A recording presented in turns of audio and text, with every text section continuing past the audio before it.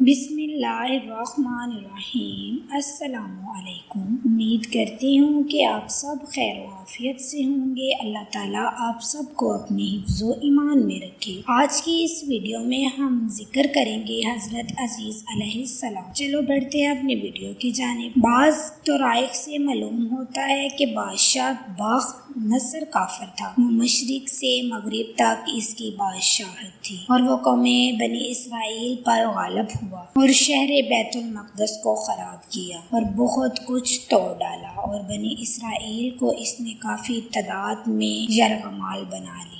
جب اللہ تعالیٰ نے حضرت عزیز علیہ السلام کو ان کی طرف مبعوث فرمایا، یعنی ان کی طرف بھیجا، تو وہ کافی مدت کے بعد ہی اس شہر کی طرف گئے تو انہوں نے وہاں جا کر اس شہر کو خراب اور ویران دیکھا، بہت ہی تعجب کیا، اور پھر یہ دیکھ کر کہ اللہ تعالیٰ یہ شہر پھر کیوں کر آباد کرے گا۔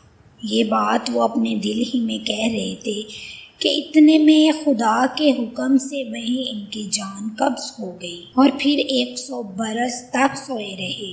بعد اللہ تعالیٰ نے ان کو زندہ کیا اور پھر انہوں نے اس شہر کو آباد دیکھا۔ چنانچہ اللہ تعالیٰ ارشاد فرماتا ہے، ترجمہ، یا مانند اس شخص کے کہ گزرا ایک شہر پر سے اور وہ شہر گر پڑا تھا ماں اپنی تمام چھتوں کے۔ وہ بولا کہ کیوں زندہ کرے گا اس کو، شہر کو آباد برباد ہونے کے۔ پس مارے رکھا اس شخص کو اللہ تعالیٰ نے 100 برس، جگایا اس کو اللہ تعالیٰ نے، پھر کہا تو کتنی دیر تک سوتا رہا؟ وہ بولا کہ میں ایک دن یا ایک دن سے کچھ کم۔ خداوند کریم نے فرمایا، نہیں بلکہ تو سوتا رہا 100 برس، اور اب دیکھ اپنا کھانا اور پینا کہ وہ نہیں سڑا، اور پھر دیکھ اپنے گدھے کو، اور میں تجھ کو لوگوں کے واسطے نمونہ بنانا چاہتا ہوں، اور پھر دیکھ کہ ہڈیاں کس طرح سے جڑتی ہیں، پھر ہم ان کو گوشت پہناتے ہیں۔ اور جب یہ چیزیں ان پر ظاہر ہوئیں تو وہ کہنے لگے کہ میں جانتا ہوں کہ اللہ تعالیٰ ہر چیز پر قادر ہے۔ بے شک یہ تمام واقعات قصص الانبیاء میں مذکور ہیں، اور ایک تفسیر میں یوں لکھا ہے کہ بخت نصر ایک بادشاہ کافر تھا، وہ ایک قوم بنی اسرائیل پر غالب آ گیا اور اس نے شہر بیت المقدس کو خراب کر دیا اور تمام لوگوں کو قیدی بنا کر پکڑ لیا۔ اس کے بعد حضرت عزیز علیہ السلام کو اللہ تعالیٰ نے ان کی طرف مبعوث فرمایا۔